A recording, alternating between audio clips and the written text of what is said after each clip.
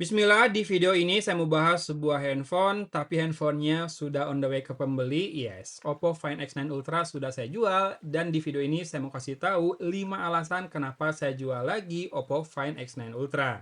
Ini videonya direkam dengan Oppo Find X9 biasa, dan itu jadi alasan pertama ya, karena saya masih betah pakai Oppo Find X9 biasa, di mana layar 6,8 inci ke atas milik Oppo Find X9 Ultra rasanya kebesaran pas lagi disakuin dan mungkin pas lagi dipakai, apalagi saya bisa pakai casing yang tebal ya dari Yongkit.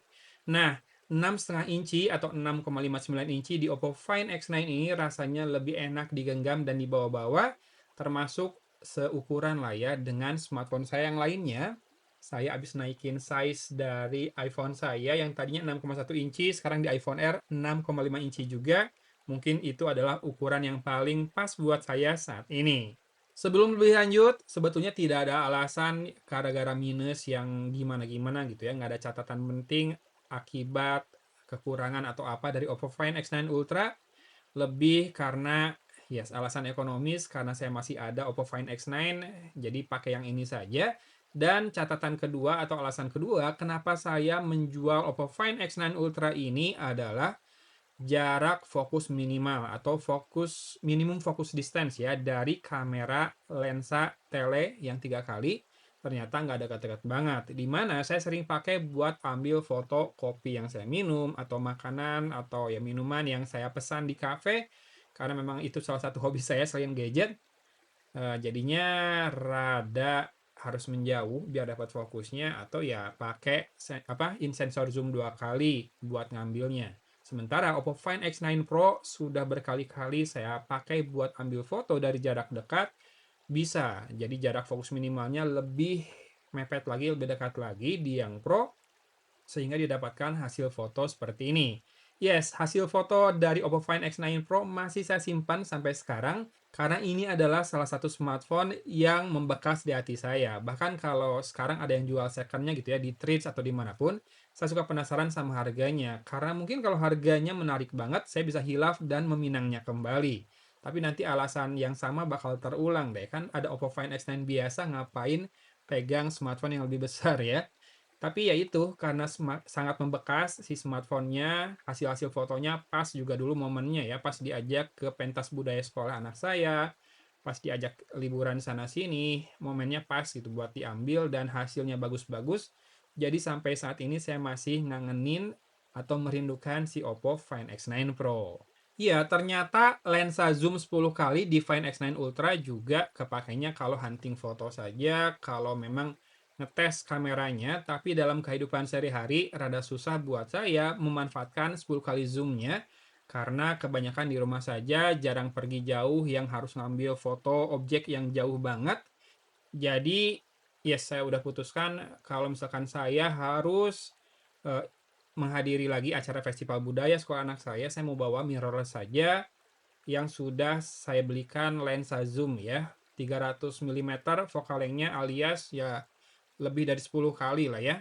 Sementara buat dipakai ngonten, rasanya buat facecam saya bisa ngandelin DJI Osmo Pocket 3. Teman-teman udah simak juga mungkin ya, waktu video review iQOO Z11, itu saya bandingkan ketika Aero atau facecam-nya pakai Oppo Find X9 Ultra, walaupun belum saya lakukan sharpening, sehingga rada kurang tajam hasilnya, kayak rada ngeblur sedikit, diversuskan dengan DJI Osmo Pocket 3. Banyak yang bilang DJI Osmo Pocket 3 lebih dapat hasilnya, tapi setelah saya tuning juga dan saya lakukan buat perekaman video review Vivo X300, udah kepake banget sih si Oppo Find X9 Ultra ini buat konten, termasuk di facecam saat saya ngetes mikrofonnya Irfan Clip 2 ya. Menurut saya itu keren banget si facecam errornya dari Find X9 Ultra kamera belakang dengan O-Log 2. Nah, ini O-Log 2 ini jadi alasan selanjutnya kenapa saya tidak melanjutkan penggunaan Oppo Find X9 Ultra. Bukan karena jelek hasilnya malah yang paling bagus di antara semua log mode dari smartphone yang pernah saya coba.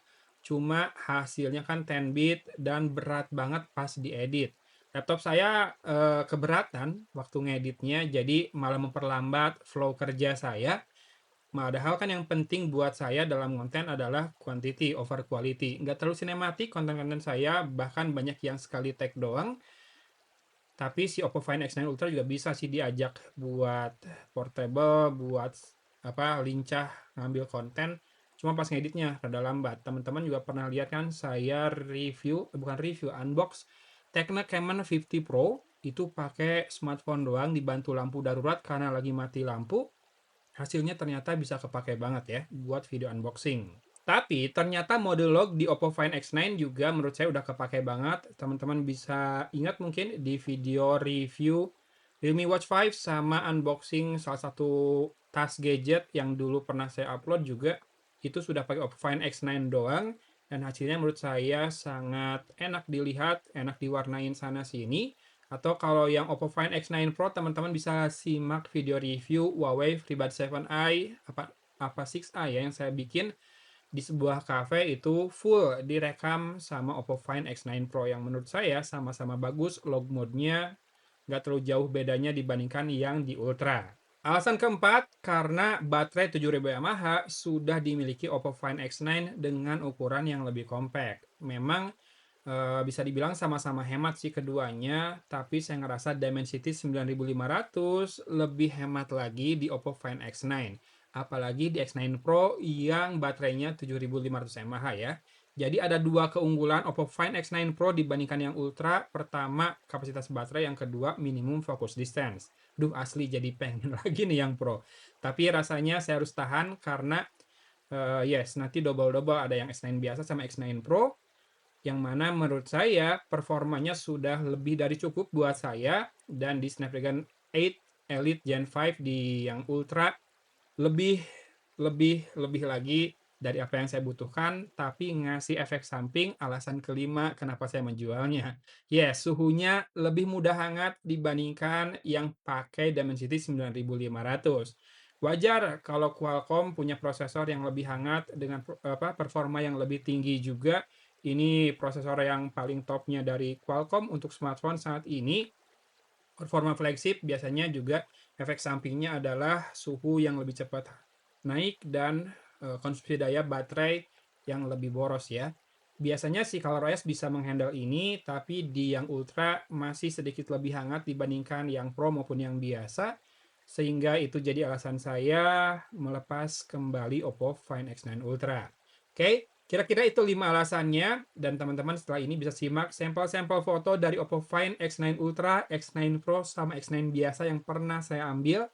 Bisa dibandingkan walaupun semuanya diambil di tempat yang berbeda dan di waktu yang berbeda.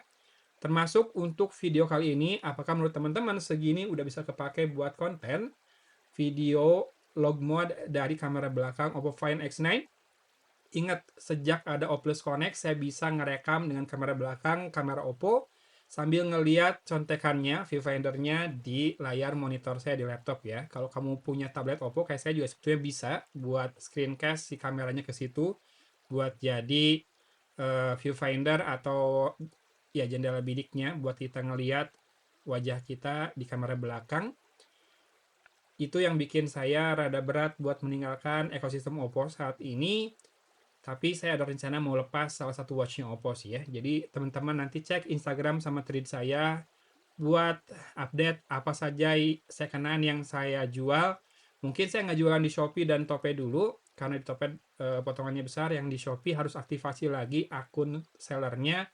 Jadi teman-teman jangan lupa main ke IG, cek Instagram post dan juga Instagram story saya atau postingan saya di threads ya, kalau nungguin second hand saya. Gitu aja video kali ini. Hatur nuhun sudah menyimak. Dari Kota Cimahi, Agun pamit undur diri. Wassalamualaikum warahmatullahi wabarakatuh.